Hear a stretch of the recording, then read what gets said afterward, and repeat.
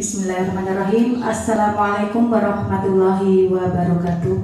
Waalaikumsalam warahmatullahi wabarakatuh. Yang saya hormati Bapak Kepala SMK Negeri 9 Merangin, Bapak Suedi MPD I. Yang saya hormati Ibu Reni selaku moderator. Alhamdulillahirrabbilalamin. Assalatu wassalamu ala asrafil anbiya'i wal mursalin Sayyidina wa maulana Muhammadin wa ala alihi wa sahbihi ajma'in, amma ba'du. Bismillahirrahmanirrahim.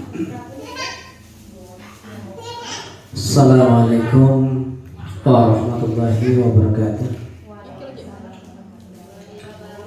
Selamat siang, selamat sejahtera bagi kita semua. Alhamdulillahirrabbilalamin. Wassalatu wassalamu ala asrafil anbiya'i wal mursalin wa ala alihi wa sahbihi rasulillahi ajma'in, amma ba'du. Pertama kita mengucapkan puji dan syukur kehadirat Allah Tuhan Yang Maha Esa. Assalamualaikum warahmatullahi wabarakatuh. Yang terhormat Bapak Kepala Sekolah SMK Negeri 9 Merangin, yang terhormat Bapak Ibu guru dan salah satu teman kita calon guru penggerak angkatan 11. Assalamualaikum warahmatullahi wabarakatuh.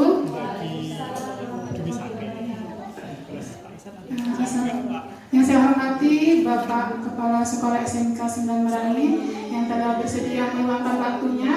Kemudian saya ucapkan juga terima kasih banyak kepada Bapak Zainuri SPD yang bersedia untuk hadir pada kegiatan siang hari ini. Selanjutnya juga saya mengucapkan terima kasih banyak ini kepada Bapak Ibu semua yang telah berkenan untuk hadir dalam kegiatan saya pada siang hari ini tentang diseminasi budaya positif pada modul 1.4. Karena judul kita kan budaya positif nih Bapak Ibu. Biar pikirannya positif, biar hati juga positif, kita ice breaking terlebih dahulu. Bisa Bapak Ibu? Boleh ya?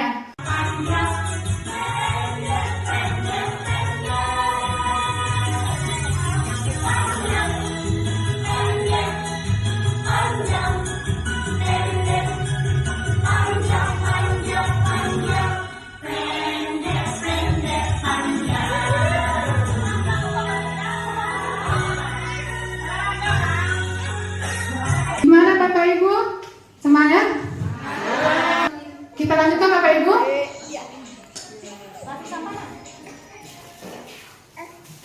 Budaya positif. Nah, saya mau tanya dulu sama Bapak Ibu ini, budaya itu apa sih Bapak Ibu? Kebiasaan. Apa lagi? Hal yang dilakukan oleh semua orang. Oke. Nah, yang disampaikan Bu Lela tadi benar ya. Yang disampaikan oleh Bapak Ibu semua di sini benar. Budaya itu adalah kebiasaan atau nilai-nilai yang ingin diterapkan di. Kok kita di mana Bapak Ibu? Diterapkan di mana? Di sekolah. Oke.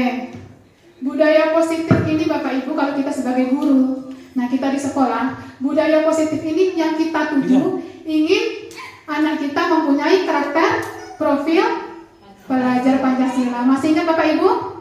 Apa aja itu profil pelajar Pancasila?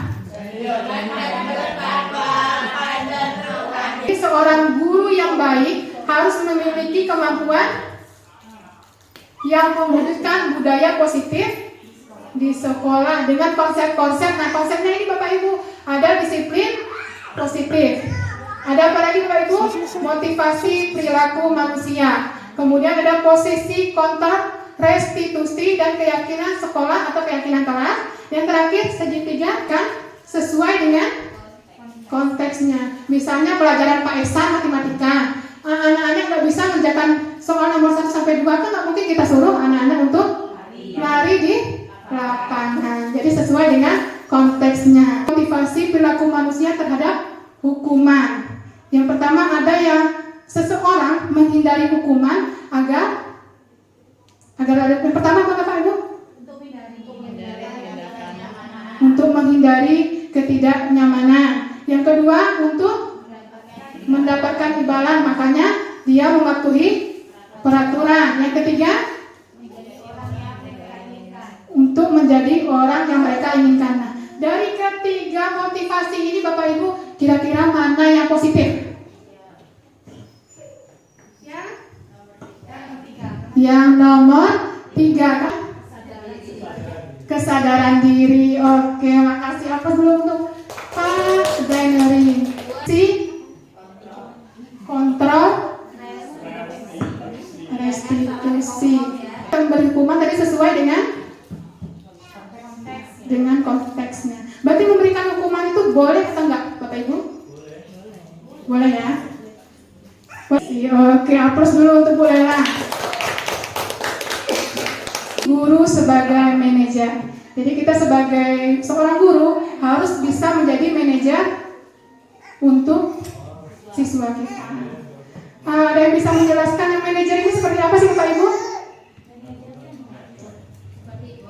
Seperti bos, benar. Ya, memanage. Misalnya nih Bu Fatma yang akan melakukan kegiatan yang dipraktek di ruangan keperawatan. Nah, itu tugas Bu Fatma sebagai manajer anak-anak. Atau ini contohnya menyusun rencana pembelajaran. Guru berperan sebagai pembuat rasa bersalah. Ini contohnya seperti ini Bapak Ibu. Anak-anak yang sudah disuruh Pak Ihsan ini buat tugas halaman 20 nomor 1 sampai 5. Ternyata anaknya cuma mengerjakan 3. Nah, kira-kira kata-kata yang sesuai untuk membuat seorang anak merasa bersalah itu apa Bapak Ibu? Kasihan loh mamamu, susah-susah biaya sekolah kamu. Benar. Oke, berarti membuat rasa bersalah tadi contohnya sudah disebutkan Bu Lela. Kamu sudah dibiayain oleh orang tuamu untuk sekolah, ternyata tiba di sekolah nggak mau ngerjakan tugas. Gimana Bapak Kepala Sekolah? Betul ya. Jadi sebagai seorang guru ini harus menjadi guru yang dirindukan murid.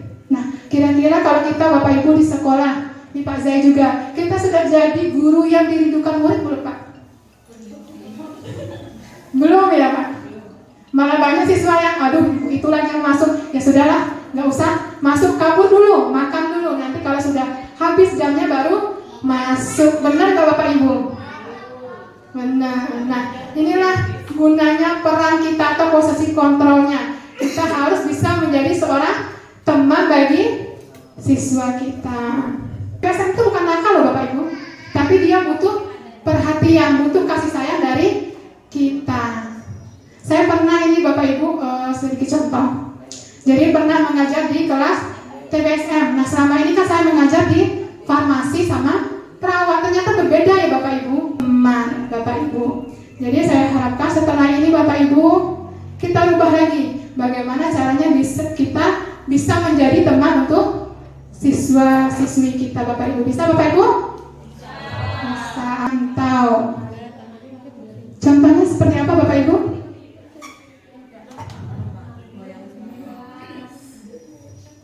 Guru. Nah ini, ketika kita mengajar, apalagi kita udah memberikan tugas nih untuk siswa-siswi kita jangan monoton duduknya di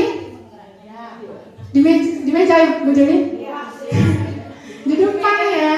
Jadi tugas kita apa? Sebagai pemantau, jadi keliling dari depan sampai belakang untuk melihat apakah benar-benar anak kita ini mengerjakan tugas yang kita berikan.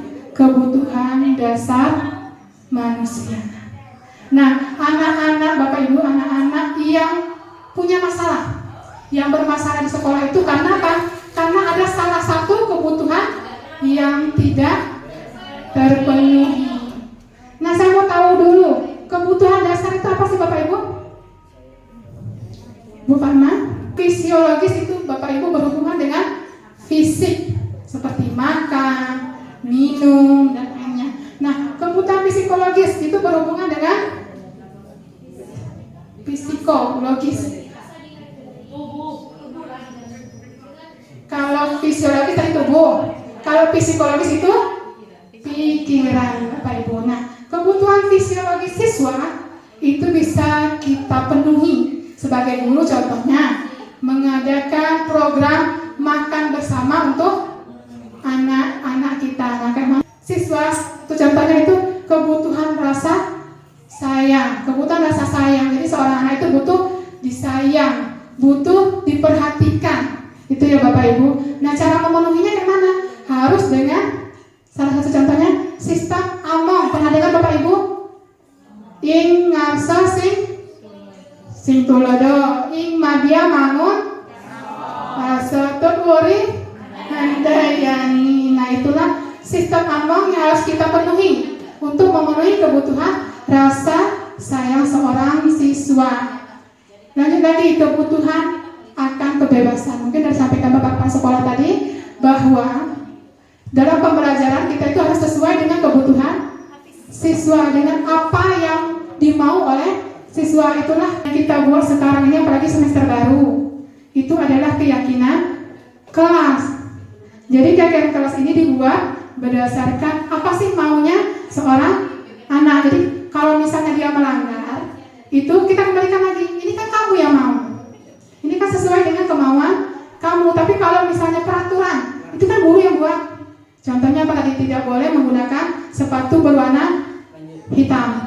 Itu rata-rata malah anak-anak melanggar ya Bapak Ibu, karena itu bukan kesepakatan antara guru dan siswa. Jadi bisa Bapak Ibu mulai sekarang, ayo sama-sama. Nah, keyakinan kelas Bapak Ibu itu bukan dibuat sama wali kelas saja, tapi sama guru juga. Contohnya siapa ini? Bu Juli. Bu Juli ingin buat keyakinan kelas di kelas TBSM. Apa keyakinan kelasnya Bu Juli? Disiplin contohnya. Tidak boleh izin ke kamar mandi. Apalagi Bu Juli? Di TBSM itu kayak mana Bu Juli bunyinya?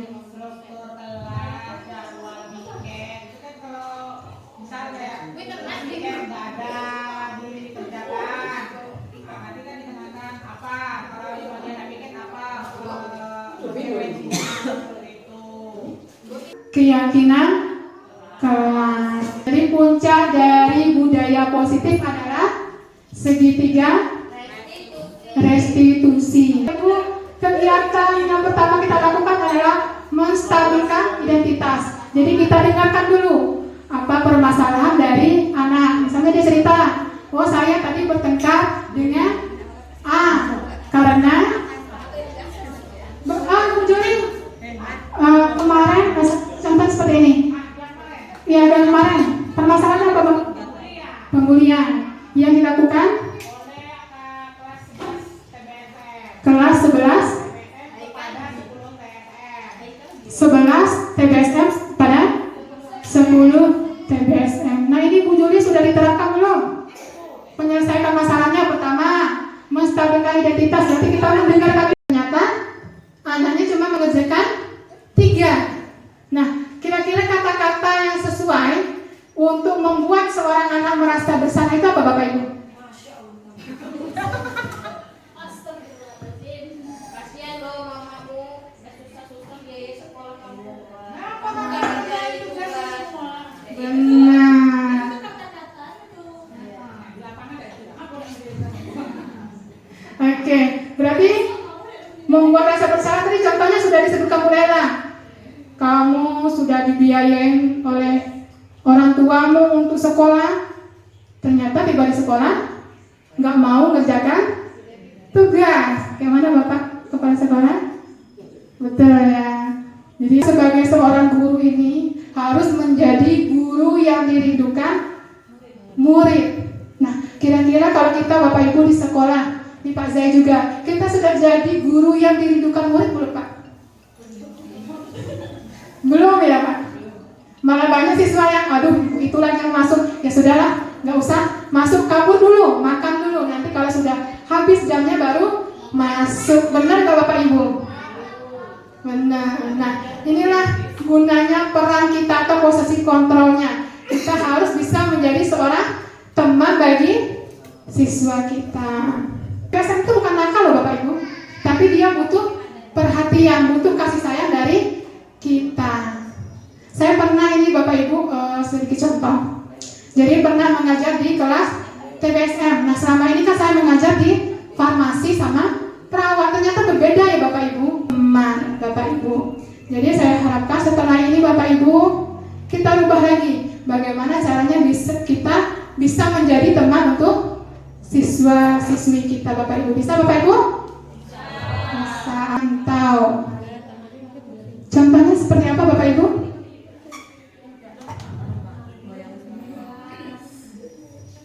Guru. Nah ini ketika kita mengajar, apalagi kita udah memberikan tugas nih untuk siswa-siswi kita jangan monoton duduknya di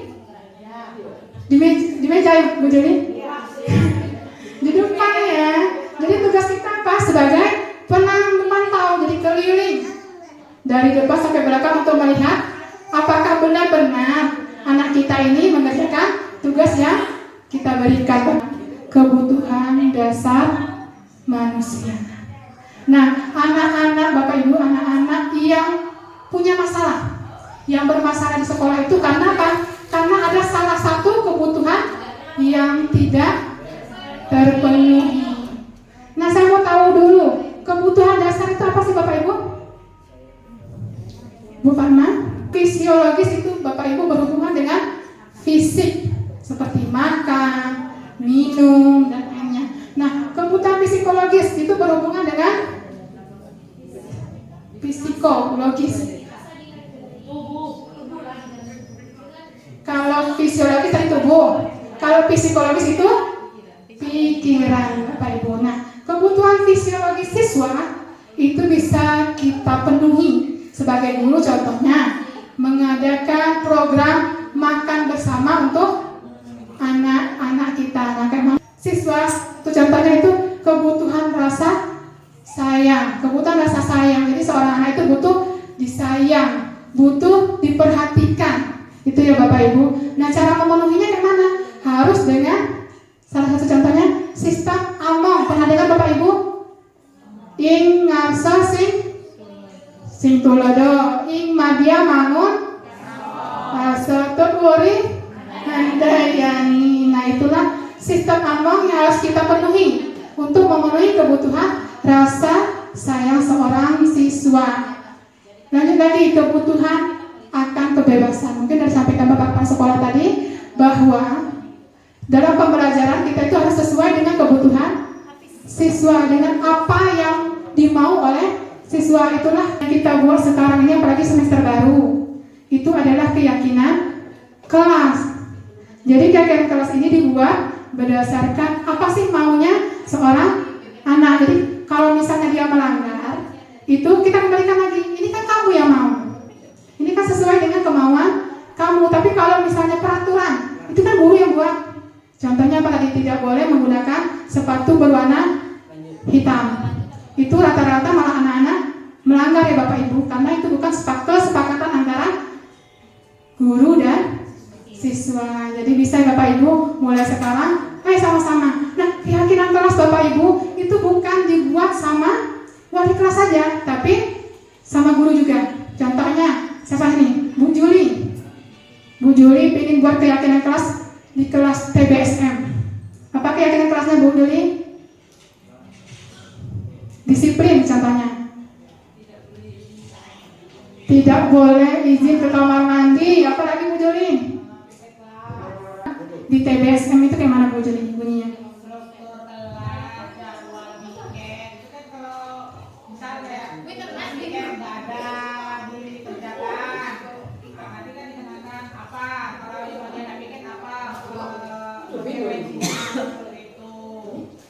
Keyakinan kelas. Jadi puncak dari budaya positif adalah segitiga restitusi. Kegiatan yang pertama kita lakukan adalah menstabilkan identitas. Jadi kita dengarkan dulu apa permasalahan dari anak. Misalnya dia cerita, Oh, saya tadi bertengkar dengan A karena Bu Juli kemarin contoh seperti ini. Ya, dan kemarin permasalahannya apa, Bang? Pembulian yang dilakukan kelas 11 TBSM pada 10 TBSM. Nah, ini Bu Juli sudah diterapkan belum? Menyelesaikan masalahnya pertama, menstabilkan identitas. Nanti kita mendengarkan